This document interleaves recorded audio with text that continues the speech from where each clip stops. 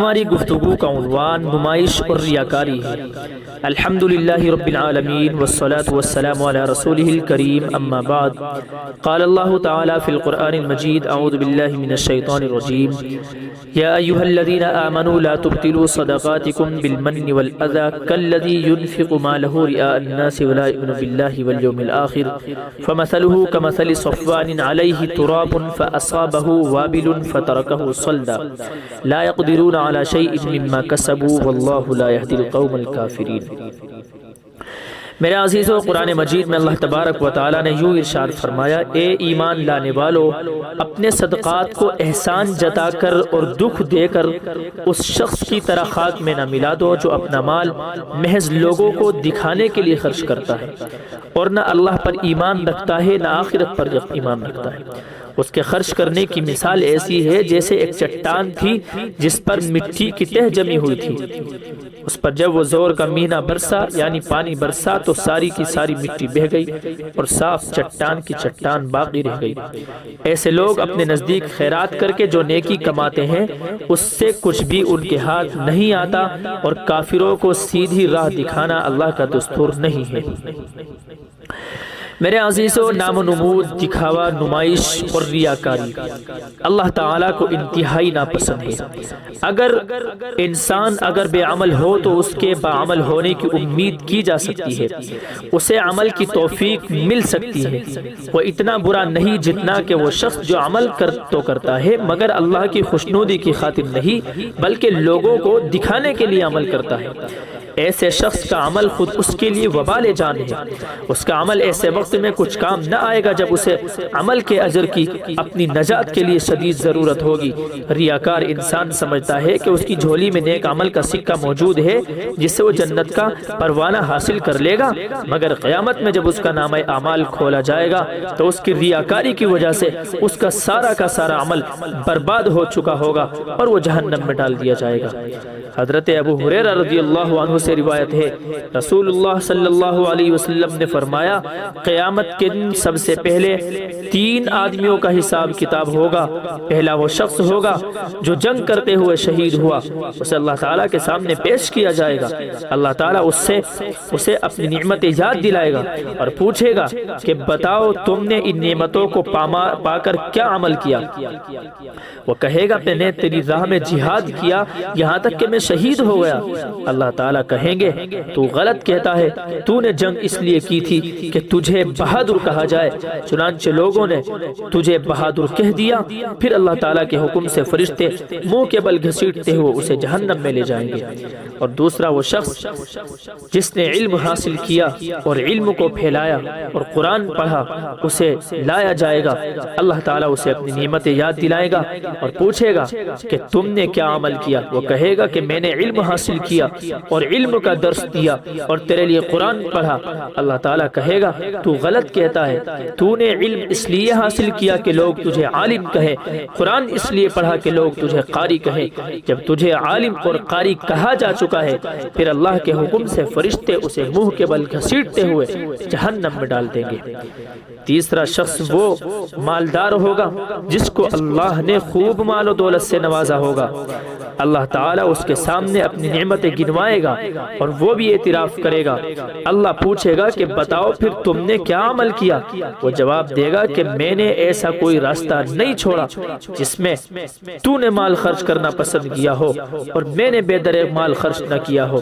اللہ تعالیٰ کہے گا تو بھی غلط کہتا ہے، تو نے اپنی دولت اس لیے خرچ کی کہ تجھے لوگ سخی کہیں، داتا کہیں۔ چنانچہ لوگوں نے یہ کہا، پھر اللہ تعالیٰ حکم دے گا اسے بھی منہ کے بل گھسیٹتے ہوئے جہنم میں ڈال دیا جائے۔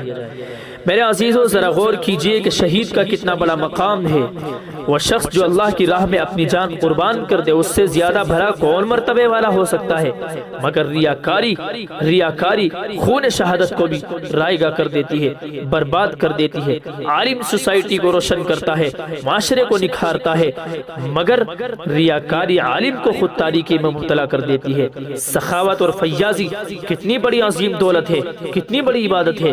اپنا مال دوسروں پر خرچ کرنا بڑے حوصلے کی بات ہے، بڑی سعادت مندی پسندی کی بات ہے، مگر ریاکاری سخاوت اور فیاضی کو بھی خاک میں ملا دیتی ہے۔ انسان مال خرچ بھی کرتا ہے مگر ثواب نہیں پاتا۔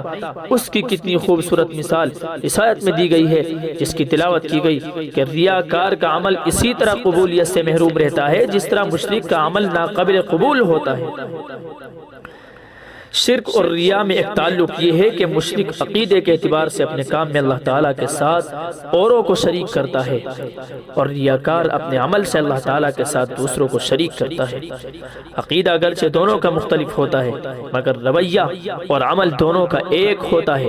اسی لیے اللہ کے رسول صلی اللہ علیہ وسلم کا ارشاد ہے کہ اللہ تعالیٰ نے فرمایا کہ میں شرک سے سب سے زیادہ بے نیاز ہوں۔ جس نے کوئی عمل کیا اور اس عمل میں میرے ساتھ کسی اور کو شریک کیا، میں اس کو اس کے شریک کے ساتھ چھوڑ دیتا ہوں، یعنی جو حال مشرک کا ہوگا وہی اس کا بھی۔ ایک دوسری حدیث میں ہے کہ رسول اللہ صلی اللہ علیہ وسلم نے فرمایا کہ میں اپنی امت میں شرک سے ڈرتا ہوں۔ صحابہ نے پوچھا، اے اللہ کے رسول، کیا آپ کی امت آپ کے بعد شرک میں مبتلا ہو جائے گی؟ آپ نے فرمایا ہاں، مگر وہ لوگ چاند، سورج، پتھر اور بتوں کی پوجا نہیں کریں گے لیکن اعمال دکھاوے کے لیے کریں گے۔ جو کام اللہ تعالیٰ کی خوشنودی اور رضا حاصل کرنے کے لیے کیا جانا چاہیے، اگر انسان اس کو اپنی شہرت، نام و نمود اور ستائش کے لیے کرنے لگے اور اخلاص کہاں باقی رہا؟ اس پر ثواب کیسے ملے گا؟ اور ثواب تو کیا ملتا، الٹا عذاب کا موجب ہوگا، کیونکہ ریاکاری نے عمل کی حقیقت اور اس کے حسن و خوبی کو ملیامیٹ کر دیا ہوتا ہے۔ میرے عزیزوں، ریاکاری کا عمل نفاق سے بھی ملتا ہے۔ منافق اس کو کہتے ہیں جس کے دل میں کچھ اور ہوتا ہے اور کہتا کچھ اور ہے۔ اسی طرح ریاکار کرتا کچھ ہے اور اس کا مقصد کچھ اور ہوتا ہے۔ منافق بھی بنیادی طور پر ریاکار ہوتا ہے۔ اللہ تبارک و تعالیٰ کا ارشاد ہے، ان المنافقین یخادعون اللہ وهو خادعهم واذا قاموا الى الصلاة قاموا كسالى يراؤون الناس ولا يذكرون اللہ الا قلیلا۔ فرمایا کہ منافق اللہ کے ساتھ دھوکے بازی کر رہے ہیں، حالانکہ در حقیقت اللہ ہی نے انہیں دھوکے میں ڈال رکھا ہے۔ جب یہ نماز کے لیے اٹھتے ہیں تو قسمساتے ہوئے، یعنی سستی کے ساتھ، کاہلی کے ساتھ، محض لوگوں کو دکھانے کی خاطر اٹھتے ہیں اور خدا کو کم ہی یاد کرتے ہیں۔ میرے عزیزوں، ریاکاری یہ بھی ہے کہ آدمی کسی کے سامنے کچھ اور کہے اور اس کے پیچھے کچھ اور کہے، یعنی منہ پر تعریف کرے اور بعد میں برائی کرے۔ یہ ریاکاری بھی ہے اور منافقت بھی ہے۔ کچھ لوگ صحابی رسول حضرت عبداللہ ابن عمر رضی اللہ عنہ کے پاس آئے اور کہنے لگے، ہم لوگ اپنے حکمرانوں کے پاس جاتے ہیں تو ان کے سامنے ان کے جیسی باتیں کرتے ہیں، جب اس کے پاس سے واپس آتے ہیں تو اس کے خلاف باتیں کرتے ہیں۔ یہ سن کر حضرت عبداللہ ابن عمر نے فرمایا، کننا نعود ھذا نفاقا۔ رسول اللہ صلی اللہ علیہ وسلم کے زمانے میں ہم اسے بھی نفاق ہی شمار کرتے تھے۔ میرے عزیزو، ریاکار کا بنیادی جذبہ یہ ہے کہ اس کے کام کی شہرت ہو، نمائش ہو اور لوگ اس کی تعریف کریں، اس کی تعریفوں کے پھول باندھے جائیں۔ چنانچہ جب وہ کوئی نیک کام کرتا ہے تو داد طلب نگاہوں سے لوگوں کو دیکھتا ہے اور ان کی تعریف و توصیف کو اپنے لیے سند سمجھتا ہے۔ یہی جذبہ ریاکاری کی بنیاد ہے۔ جب تک انسان کے اندر سے یہ جذبہ ختم نہ ہو وہ ریاکاری سے بچ نہیں سکتا۔ لیکن آج موجودہ زمانے میں نام و نمود، شہرت اور تعریف طلب کام کرنے کا ایک عام ماحول پایا جاتا ہے۔ کم لوگ ہیں جو نمود اور نمائش کے جذبے سے پاک ہیں، بہت کم لوگ ہیں جو اخلاص والے ہیں، بہت کم لوگ ہیں جو مخلص ہیں، بہت کم لوگ ہیں جو خالص اللہ کے لیے عمل کرتے ہیں، بلکہ بہت سے لوگ تو ایسے بھی ہیں جو کوئی نیک عمل بھی نہیں کرتے، دوسروں کے کام کو چالاکی سے اپنی طرف منسوب کر لیتے ہیں اور پھر اس پر داد تحسین اور آفرین طلب کرتے ہیں۔ ایسے لوگوں کے متعلق قرآن مجید میں ارشاد فرمایا گیا۔ دیکھیں قرآن مجید میں اللہ تبارک و تعالی نے کیا فرمایا، وَيُحِبُّونَ أَن يُحْمَدُوا بِمَا لَمْ يَفْعَلُوا۔ وہ چاہتے ہیں کہ ان کی تعریف اس کام پر ہو جو انہوں نے انجام نہیں دیا ہے۔ بہت سے لوگ سخاوت اور فیاضی بھی نہیں کرتے، محض اپنی دولت اور شان و شوکت کی نمائش کرتے ہیں۔ ایسے سارے ریاکار اپنے عمل کو خود اپنے ہاتھوں سے برباد کرتے ہیں۔ بظاہر ان کا عمل بہت خوشنما اور قابل تعریف اور خوبصورت اور بہترین لگتا ہے، سجا بنا کر وہ اپنے عمل کو لوگوں کے سامنے پیش کرتے ہیں، مگر حقیقت یہ ہے کہ وہ اندر سے جل چکا ہوتا ہے، وہ اندر سے جل چکا ہوتا ہے۔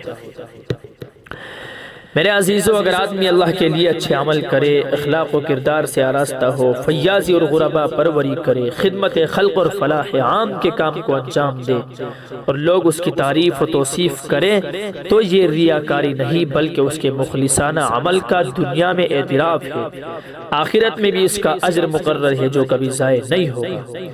حضرت ابو ذر غفاری رضی اللہ عنہ روایت کرتے ہیں، رسول اللہ صلی اللہ علیہ وسلم سے کسی نے پوچھا کہ آپ کا کیا خیال ہے کہ انسان خیر کا کوئی کام کرتا ہے اور لوگ اس کی تعریف کرتے ہیں، کیا یہ بھی ریا ہے؟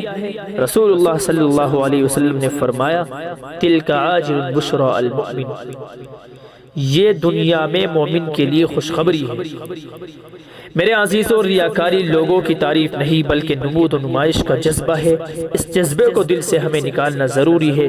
اللہ تعالی ہم سب کو نمود و نمائش، ریاکاری اور دکھلاوے سے بچنے کی توفیق عطا فرمائے۔